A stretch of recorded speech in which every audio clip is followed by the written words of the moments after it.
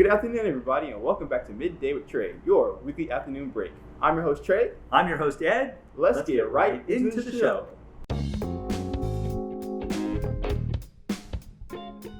As you can see, we're not at the regular Midday with Trey set. We're at the ABC 15 set with the one and only Ed Piotrowski. How are you doing today? I'm doing great, Trey. Thanks for having me on your show. You do such great work, and I appreciate it. Thank you. So let's just start off the show by telling the audience a little bit about yourself if they don't already know. Can you just give like a little short biography of yourself? Sure. I graduated high school in 1985, which makes me old, of course, down in South Texas. My dad was in the Marine Corps for 30 years, so I traveled all over the world. And went to North Carolina State University in Raleigh and got my degree in meteorology. And I've been here at ABC 15 now for nearly 30 years as the Chief Meteorologist. Wow. Long time. Yeah. So where did your aspirations and like or love for broadcasting and journalism come from? You know, when I was in high school, I was in South Texas, and I remember waiting up all night long if there was a mention of snow. So I was always fascinated by the weather. I never thought I would do it on TV. Yeah. But I ended up getting an internship at a station in Eastern North Carolina, and just fell in love with the broadcasting aspect of it. I just love telling people about the weather, and that's what I've been doing for over 30 years now. 30 years, wow. Okay, and what kind of jobs have you worked over the course of your career? So I started in 1990 at WCTI in Newbern, North Carolina, which is Eastern North Carolina. I was the weekend person for a year, and then I moved up to the morning show for 2 years, and then after 2 years there, I moved here in January of '94, and this is where I've been as the Chief Meteorologist, evening forecaster for almost 30 years. Okay. And what do you think the most challenging part about being a meteorologist is? Gosh, getting the forecast right. We get it right 95% of the time for the next day, but everybody remembers the 5% that you miss, and they let you know about it. Technology's always changing, and so that's a good thing, but we'll never have a perfect forecast just because the atmosphere is so chaotic. Right. But it is kind of cool every day to come in, and there's always something challenging about the weather. Yeah, so the statement, a weatherman is the only job you can get wrong and still, so that's not true. That's funny because everybody talks about that. Yeah. The only job you can get the forecast wrong every day and still get paid. Yeah. I'm like, yep, that's me. That's me. And so we know you're big into the communication at Coastal, like you've worked with them. How did you get involved with that at Coastal specifically? It's, being the fact that we're right across the street. Yeah. And I've been, a fan of Coastal for over 20 years. I remember when the football program first started and was there for the first game and so on and so forth. But a lot of our colleagues that, have left television are working over there now. So I've had the opportunity to spend time with them and do some stuff with the folks over there, and they do such a phenomenal job, and you're a great product of that, of course.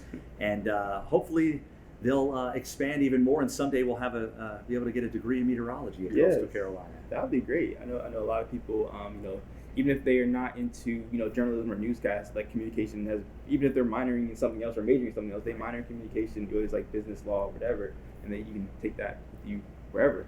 But so exactly. I think it's the great part of communication. And communication is such a wide spectrum. It really is. Everything you can do. No matter what you do in life, you're going to have to be able to communicate with whoever you're talking with. And obviously that's the case in television, but CEOs need to give speeches and so on and so forth. So I tell the kids that I talk to all the time, I said, make sure that you do math, science, and English well, because it's all going to serve you well in the long term. Right. Okay, so we're getting to some fun questions. All right. Do you consider yourself a celebrity? No, I'm just the local weather guy, the village idiot, as I like to call. I've been fortunate that, in almost 30 years, people have gotten to know who I am. My passion, of course, is all about the weather. We've been through a lot of hurricanes here, and so I really spend a lot of time forecasting hurricanes and being there for people, because I really feel like those Super Bowls of weather, hurricanes, winter storms, tornadoes, are really when people want to know what's going on. Right. So I make sure that I'm always available for that on social media and on television as well. Okay. But you don't think you're a celebrity? Because I read somewhere that you've been nominated for an Emmy?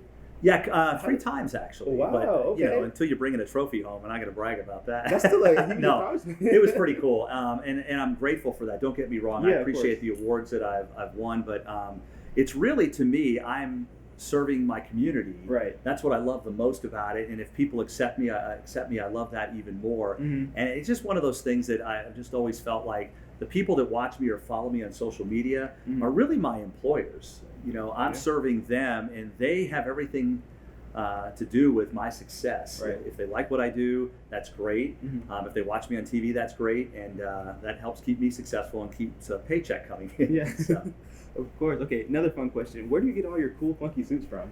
So it was one of these things about 8 years ago. A buddy of mine who's in Boston, Massachusetts, Eric Fisher, wore one of these crazy snowflake suits for his winter special. I said, I've got to get one of those for the parades that we ride in. So I got the first one, and it was a huge hit. People loved it. So for each holiday or what have you, I'd have a Christmas suit. Then I'd get a St. Patrick's Day suit, and of course you can see some of those with the bobbleheads here. Just different suits to represent different organizations. We've done it for In the Pink Walks, Down syndrome, and so on and so forth. And so it's just fun. It's just a fun way to connect with the community and just show how crazy I can be. Yeah. Okay, so final question. What advice do you have for potential students that maybe want to get into news or meteorology field? I think the most important thing you can do is obviously do well in school. But if there's a field that you're interested in, reach out to those people and find out if you can shadow them for a day or intern with them to see whether or not it's something you really want to do. You get hands-on experience when you intern. So that's probably the most important thing, is go out there, find what you want to do, spend a day or two with them or intern, whatever it may be, so you know exactly what to expect from that job, and you'll find your passion doing that. We've had interns come through here who have gone on to stay in television and are broadcast meteorologists in a lot bigger markets than here, and others decided this isn't for me, and now they're doing something else they're passionate about. Right. Okay. Well, cool. Thank you so much for coming on the show. Letting us come to ABC 15 and film here. This has been a great opportunity. Great experience. Trey, thanks for having me, man, and best of luck to you. I think you've got everything it takes to be really successful in this field, and I just remember me when you get to be one of those big shots. Okay, well, I hope you get to bring home an Emmy one day, just so you can finally solidify yourself as a celebrity in your own mind. All right, I would love to win an Emmy. We'll see if that ever happens. Yeah.